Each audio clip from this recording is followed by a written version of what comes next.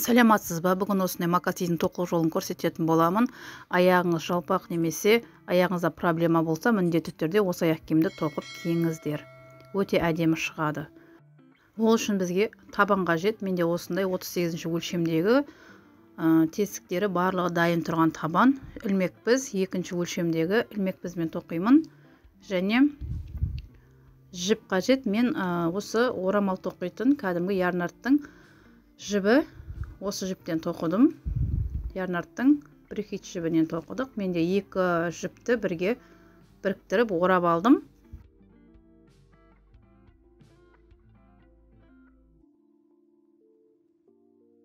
Алғаш ұлтарағымызды аламыз. Қалаған жеріңізден мен көбінше осы жоғарғы жағынан бастаймын. Жоғарғы жағынан осы жерден жұмысшы жіпті іліп шығарамыз.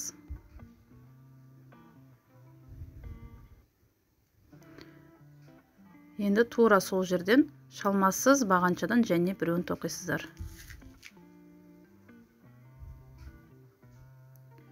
Келесі ұяшықтан шалмасыз бағаншадан екеуін тоқимыз. Осылай айналдырып ұлтарағымыздың барлық ілмектерін тоқып шығасыздар. Әрбір ілмектен 2 шалмасыз бағаншадан тоқып шығамыз. Сосын айтатыным, мен ұлтарақты табанға қосып тоқымаймын. Алдыңғы видеомда мен негізі көрсеттім ұлтарақ пен табанды қосып тоқылу жолын. Ол кезде табан мен ұлтарақтың арасына зат салу керексіздер деп айтылды да. Содан кейін көп қыздар маған жекеме шығып сұрап жатыр. Салмасақ не болады деген сияқты. Салмасаңыз міне мынандай болады. Қараңыз. Мынау бізде ұлтарақ, мынау табан, екеуінің арасында бізде мінекей осыншама көлемде ашықтық тұрады. Міне, көрдіңіз ба? Егер сіз екеуін біріктірсеңіз, мына табаныңыз жоғары кішкене көтеріледі. Сіз тоқып болғаннан кейін сіздің салмағыңыз бен ұлтарақ төменге түседі. Соң сол жерден бастап шыртылып бастайды. Содан кейін аяқ киім жарамай қалады. Сондықтан да бөлек тоқыңыздар, немесе екеуін біріктіріп тоқитын болсаңыздар, ішіне міндетті түрде зат салыңыздар. Бұның алдында ұлтарақ пен табанның арасына зат салған видеом бар, соны қарап шығыңыздар. Мен мынада екеуін біріктірмей осылай дара тоқыдым. Қалаған уақытыңызда ұлтарақты алып тастап, аяқ киіміңізді жуып ала бересіз. Міне осылай айналдырып ұлтарағымыздың барлық ілмектерін осылай тоқып шығамыз. Айналдырып тоқып болған соң бірінші ілмекке алып келеміз. Біріктіргіш ілмек арқылы біріктіріп, артық жіпті қиямыз. Осылай жұмысымызды аяқтаймыз. Және қалған жібімізді артқы жағына жасырып тастайтын боламыз. Табанды тоқу үшін ең алдыменен мен үнемі өзіме ыңғайлы осы артқы жағынан бастаймын. Себебі жұмысымыздың негізгі бөлігі осы артқы жағынан басталады. Сондықтан да көзімменен шамалап осылай өлшеп аламыз. Және тура сол жерлерден біздер жұмысшы жібімізді іліп аламыз. Жұмысшы жібімізді осы жерлерден іліп аламыз. Және бір шалмасыз бағанша тоқимыз. Тура осылай әрбір ілмектен айналдыра отырып, әрбір ілмектен біздер 2 шалмасыз бағаншадан тоқимыз. 1, 2. Барлығынан 2-ден осылай айналдырып алып келеміз. Айналдырып алып келген соң, мына бірінші ілмегімізге жұмысшы жібімізді алып келіп, осылай біріктіреміз. Соң бір бос шалма аламыз. Келесі ілмектен шалмасыз бағаншадан осылай біздер тоқып аламыз. Өзімізге қажетті ілмекті. Мен қазір 18 ілмек тоқимын. Әркімнің табанының ілмектерінің орны әртүрлі болғандықтан біреуде 20, 25, 28 осылай болады. А менде ол 18. Осылай 18 ілмекті шалмасыз бағаншаменен тоқып аламыз. Бірінші осы тоқып бастаған жеріміз бар, осыған тура қарама-қарсы бағытқа дейін тоқисыздар. Міне осылай шалмасыз бағаншаны тоқып алдым. Енді өлшеп қараймыз. Жұмысшы жібімізді бірінші тоқыған жерімізге осылай өлшейсіздер. Сол кезде мына жібіміз тура болып тұру керек, түзеу болып тұру керек. Ол былай немесе қисаюға болмайды. осылай түзеу болады. Және осы жерге міндетті түрде бізге тереуіш қажет болады. Тереуішіңіз болмаса, невидимка, шпилка қыстырып қойсаңыздар да болады. Жібімізді осылай артқы жағынан айналдырып алып келеміз тоқыған жерімізден. Және де мына басталған жері бар ғой, тоқып, содан алдыңғы жағынан 1, 2, 3. Үшінші ілмекке алып келесіздер де жұмысшы жіпті осы жерге тоқып аламыз. Осы жерден енді жұмысымызды бастаймыз.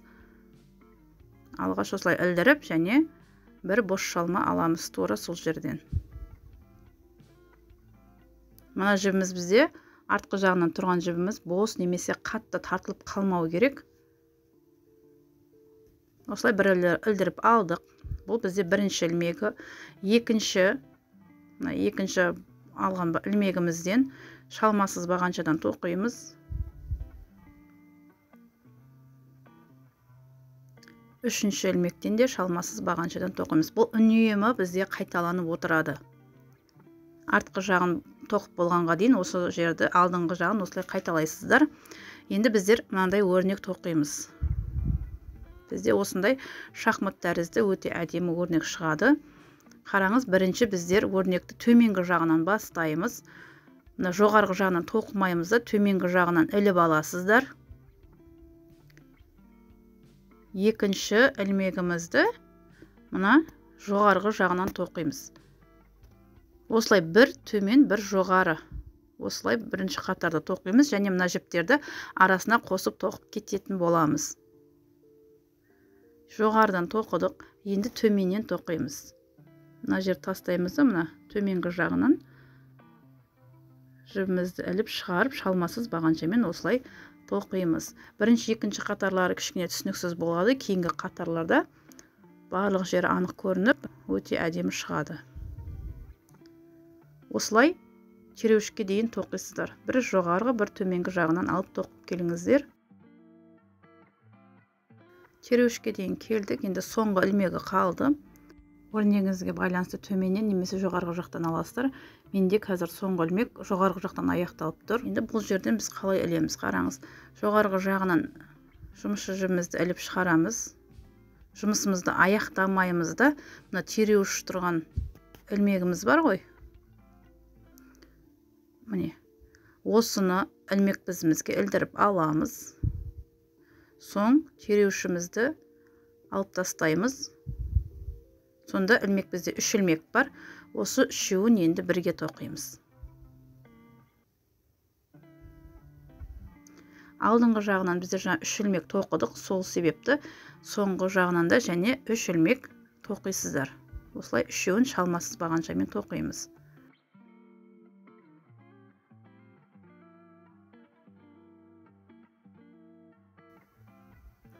Осы үшеуінен кейін тереуішімізді қайтадан ілдіріп қоямыз.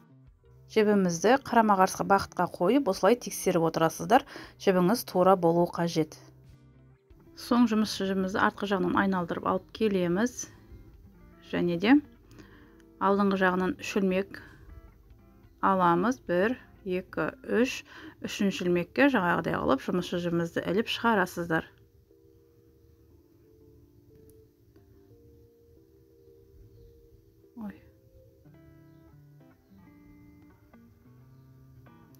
Осылай бір іліп аламыз. 2 ілмекті, жанындағы 2 ілмекті шалмасыз бағаншамен тоқимыз. Арасына міндетті түрде жаңа артқы жағынан айналдырып алып келген жіпті қосып тоқисыздар. Алдыңғы өрнегімізге қараймыз. Төменнен тоқылған болса, келесі қатарда жоғарыдан, соны жоғарыдан тоқимыз. Ал төменнен тоқылғанды жоғарыдан тоқылғанның жанынан төменнен тоқимыз. Мына бізде жоғары, төмен, жоғары, төмен. Мына жерде біздер енді осы қатарда қалай болды? Мына жерде бізде жоғарыдан тоқимыз қазір. Алдыңғы қатарда төменнен тоқылған жоғары, жанындағыны төменнен тоқимыз, одан кейін жоғары. Осы қатарда біздер енді жоғарыдан тоқуды бастайды екенбіз. Осылай жоғарыдан біреуін тоқисыздар. Келесі ілмекті төменнен тоқимыз. Әр қатарға келгенде осы басында қосылған 3 ілмекке мән берсеңіздер, қалғаны өз өрнекке байланысты артқы жағында оңай болып кетеді. Енді мына қатарда біздер төменнен тоқимыз. Мына жер тастайсыздар да, мінекей. Төменнен тоқисыздар. Жоғарғы жақтан не болып кетті. Қазір. Мына жерден біз төменгі жақтан алдық. Енді мына жерде төменнен тоқылғанның тура соның жоғарысында келесі қатарда шахматтар жүзінде біздер жоғарғы жағынан аламыз. Әр қатарға келгенде екеуінің орнына осы отырады, яғни төменнен тоқылғанды бір қатарда тоқысаңыз, келесі қатарда соны жоғарыдан тоқисыз деген сияқты. Мына жерде біздер төменнен тоқимыз.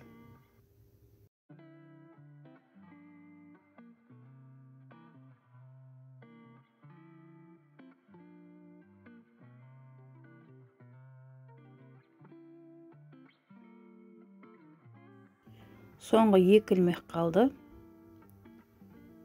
Мына жерде біздер төменнен тоқимыз бір ілмегімізді. Өрнек бойынша енді соңғы ілмекті біздер жоғарыдан тоқиды екенбіз.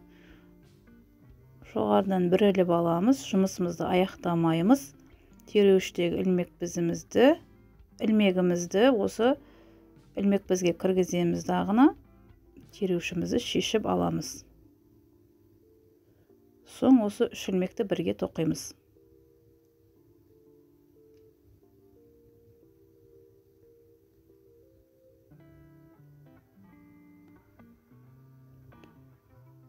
Енді 3 ілмекті осылай шалмасыз бағаншамен тоқимыз. 1,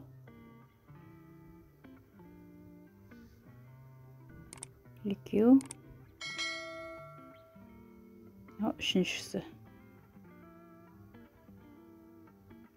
Және осы жерге тереуішімізді қадаймыз. Енді осылай өзіңізге керекті мөлшерде тоқып аласыздар. Менде қазір тоқитыным, бұл негізі жібіңізге байланысты. Жібіңіз қалың болса, аз қатар тоқисыз, жіңішке болса, көп қатар тоқисыңыз деген сияқты. Мен енді айналдырып тоқыдым. Маған 9 қатар қажет болды, және сол 9 қатарды тоқыдым. Сізде осы жіппен тоқысаңыз 9 қатар жетеді. 1, 2, 3, 4, 5, 6, 7, 8, 9. 9 қатар тоқыдық. Және 9 қатардан кейін біздер барлық жерін түгелдей айналдыра отырып, шалмасыз бағаншамен 4 қатар тоқисыздар. Мынау бірінші қатары. Осылай бір ілмек қалмау керек, түгел барлық ілмекті осылай шалмасыз бағаншамен айналдыра отырып 4 қатар тоқисыз. Және осы бірінші басталған жеріне тереуіш немесе жіп байлап кетсеңіздер, келесі қатарда 4 қатар тоқып болғаннан кейін шатаспайтындай.